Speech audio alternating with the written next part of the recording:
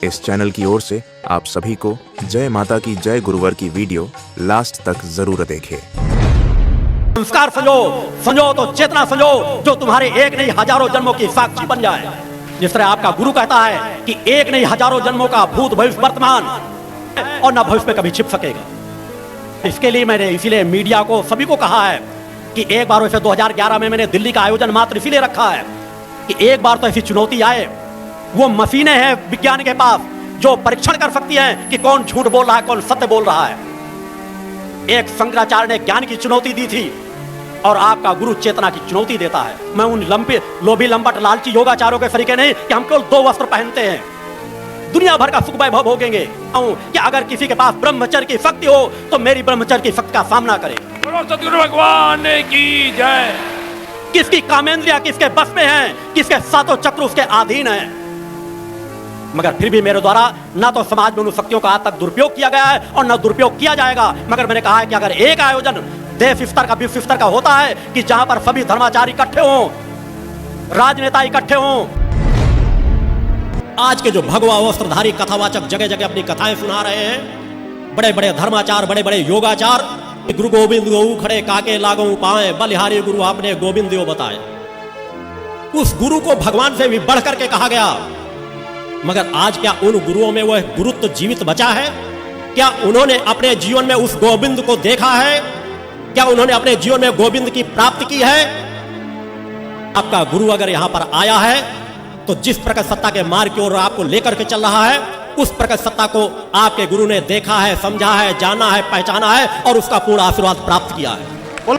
और मैं प्रारंभ में ही आज 2 दिन के शिविर के प्रारंभ में भी आज पूरे विज्ञान जगत को चुनौती देता हूं, समस्त धर्माचार्य योगाचार्यों को चुनौती देता हूं विश्व अध्यात्म जगत के कि अगर उनके पास सामर्थ्य है तो मेरे साधनात्मक बल का सामना करें। क्योंकि मैं समाज में आया हूं एक चुनौती लेकर के। एक कार्य करने एक शंकराचार्य ने अपने शास्त्रार्थ की चुनौती दी थी और आज मैं अपनी मां शक्ति के बल की चुनौती समाज को देता हूं।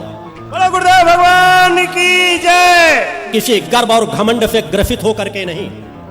मैंने एक किसान परिवार में अपना जन्म लिया है, एक सामान्य सा जीवन जी, मगर जो अपने आप को धर्म प्रमुख कह रहे हो, गीता मनीषी कह रहे हो, उन्होंने अगर अपने प्रभु के चरणों के रजकणों का पान नहीं किया, उनका दर्शन नहीं प्राप्त किया तो धिक्कार है ऐसे गीता मनीषियों को, धिक्कार है ऐसे रामायणियों को। आपके सामने बैठा हुआ आपका गुरु चुनौती देता है कि अगर विज्ञान में परीक्षण करने की क्षमता हो तो मेरे सत्य मेरे कहे हुए शब्दों का परीक्षण करें। मैं विज्ञान को चुनौती देता हूं खुला कि मैंने अपनी प्रकट सत्ता के दर्शन प्राप्त किए हैं। मैं अपनी प्रकट सत्ता के जब जहां चाहता हूं दर्शन प्राप्त कर सकता हूं, वार्तालाप कर सकता हूं। उनके चरणों का मैंने इन्हीं हाथों से स्पर्श किया है। बोलो गुरुदेव। गुरु जीवन क्या है यह मैंने बतलाया है कि मैं सच्चिदानंद का स्वरूप हूं, अवतार हूं इस रूप में जो शक्तिपुत्र के रूप में समाज के बीच कार्य कर रहा हूं।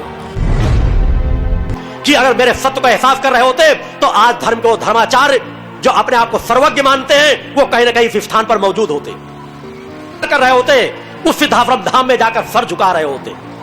और अगर तुम्हें सर सीना तान करके रहना है तो फिर मेरी शक्ति का सामना करो। मैं किसान परिवार में मैंने जन्म लिया है, मैं चुनौती देता हूं इस जन्मभूमि से कि बहुत शीघ्र मैं वह समय खड़ा करूंगा समाज के बीच कि या तो उन्हें चुनौती को स्वीकार करना पड़ेगा और उनके पास सत्य होगा तो मैं सर झुका के उनको स्वीकार कर लूंगा। मैं आपको एकांत स्थान पर ही जीवन जी रहा हूं, एकांत स्थान पर ही जीवन जीना चाहता हूं। मगर यदि सत्य को स्वीकार कर सको तो ऊर्जा मेरी तुम्हारे साथ होगी। तुम समाज के लिए वह कार्य करो जो कम से कम मैं कह रहा हूं। सच्चे मन से जिस दिन तुम साधक बन जाओगे, जिस दिन तुम्हारे अंदर पात्रता आ जाएगी, एक बार भी उस नारायण को पुकार लोगे तो मुक्ति निश्चित मिल जाएगी। सचिव पकड़ा जा रहा है, कोई क्लास 1 अधिकारी पकड़े जा रहे हैं, कोई मंत्रियों के घर में छापे पड़ रहे हैं, कोई किसी जगह छापे पड़ रहे हैं, कोई मुख्यमंत्री स्तर का व्यक्ति 4-4, 500 करोड़ का भ्रष्टाचार पकड़ा जा रहा है। इसे कहीं न कहीं पे परिवर्तन लाना है और परिवर्तन लाने के लिए मैंने कोई जन आंदोलन छेड़ने की जरूरत नहीं है, कहीं दंगे और फसाद करने की जरूरत नहीं है। मैंने जो तुम्हें अस्त्र दिया है कि तुम्हारे हाथ में सिर्फ मां का ध्वजा हो, तुम्हारे घर में मां का ध्वजा टंगा रहे, तुम्हारे आज्ञा चक्र कुमकुम का तिलक हो, तुम्हारे गले में रक्षा कवच पड़ा रहे, ये तुम्हारे सबसे बड़े अस्त्र हैं। और इनसे इतना बड़ा परिवर्तन समाज में आता चला जाएगा कि जिसे तुम आप सभी लोग अपनी आंखों से देखोगे।